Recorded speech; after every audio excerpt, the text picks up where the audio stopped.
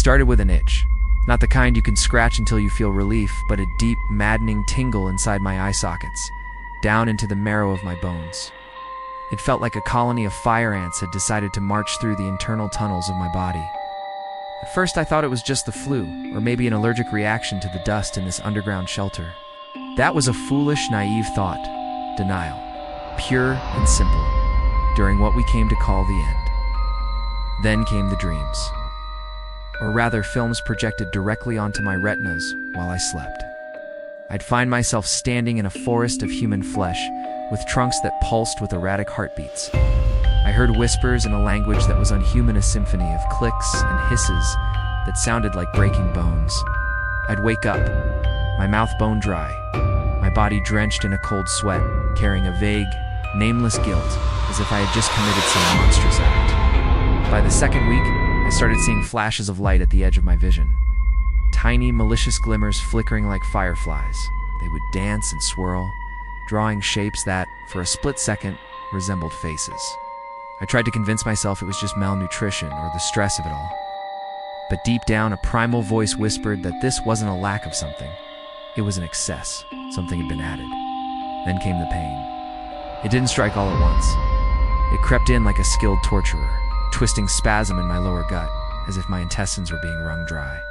A burning stab near my liver, like claws scraping from the inside. I vomited a dark brown liquid that smelled of acid and rust. I swear I saw thin white threads wriggling in it like living spider silk. And then my right hand twitched. I was holding a bottle of water, and my fingers just let go. The bottle clattered onto the concrete floor. My hand lay there, motionless, completely foreign. I ordered it to move, screaming at it in my mind. It refused. A cold sweat drenched my back. It took 5 long minutes to regain control. I thought maybe I'd had a stroke. But the next day, my left leg froze mid-step and I collapsed.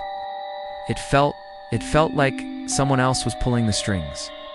That's when I finally understood. I wasn't sick. I wasn't going insane. I was being taken. That thing I'd inhaled from the violet mist weeks ago, what I thought was just toxic gas, wasn't gas at all. It was an entity, a parasite, an intelligent virus, and it was inside me. It was learning. It was studying my nervous system, like a curious child fiddling with a control panel. The spasms became more frequent, more coordinated. Once, my mouth twisted into a grotesque grin, so wide it tore at the corners a smile I never intended to make. I saw it in a cracked mirror. My face, but not my own. The eyes were empty. It was the smile of a killer. I tried to scream, but only a dry, broken wheeze came out. It had taken my voice, too. Loneliness stopped being the problem. I wasn't alone anymore. Something was with me, inside me, and it was hungry. The stomach pain turned into a constant, gnawing agony, as if a nest of rats was chewing its way out, tooth by tooth. I could feel every bite, every tear in my soft tissue. I started vomiting blood, mixed with black fragments, pieces of myself.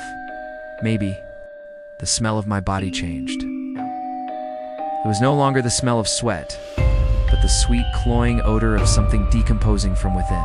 I shoved anything I could find into my mouth, stale food, insects, even paper, but nothing eased the hunger, because it wasn't my hunger. It was asterisk. It's asterisk. It was feeding me from the inside out.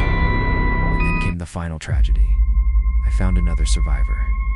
A young woman hiding in a ruined supermarket. She was thin, frightened, but alive. Her eyes still held a spark of hope. She saw me, and perhaps out of pity, she lowered her gun. She said something, her voice trembling.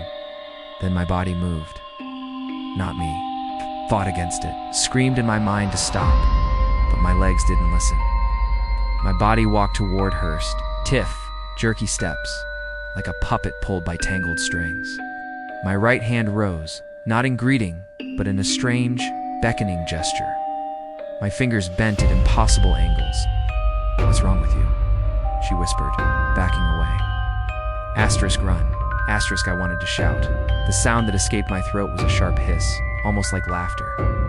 Do-int be afraid. That voice. It was mine, but twisted. mechanical, hollow. My body kept advancing. She raised the gun again.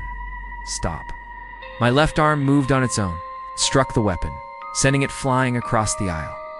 The crack of her arm breaking echoed in the silence. She screamed, and I watched, trapped within my own flesh. I saw my hand grab her by the hair, felt the warmth of her neck under my fingers, heard her gasp in absolute terror. My body tilted its head, studying her, the way a predator studies a trembling prey. Then it spoke using my mouth. "Don't worry," it said softly, almost tenderly. "It'll be over soon," and my hand tightened. There was a sharp snap, the sickening sound of vertebrae giving way. Her body went limp. I fell to my knees as her head hung loosely in my grasp. Silence.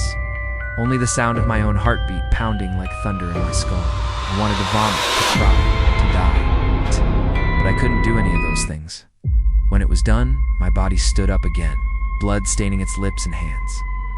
I felt full, not satisfied, just full.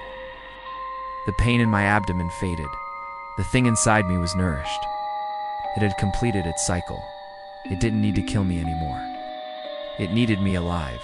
I was its vessel, its hunting tool, a walking trap, wearing the face of a survivor to lure others closer. I sat beside what was left of her, motionless. My mind, the only part of me that was still mine, was fractured beyond repair. I was no longer human. It was a carriage of horror, a sanctuary for something unspeakable. And then, from deep within my throat, another voice emerged, smooth, inviting, and disturbingly human. "Is anyone out there? Please, I need help." And my legs, no longer waiting for my command, began to move, step by step, searching for the next prey. While I, imprisoned within my own skull, could only watch, feel, and scream soundlessly. As the thing inside me continued its perfect hunt,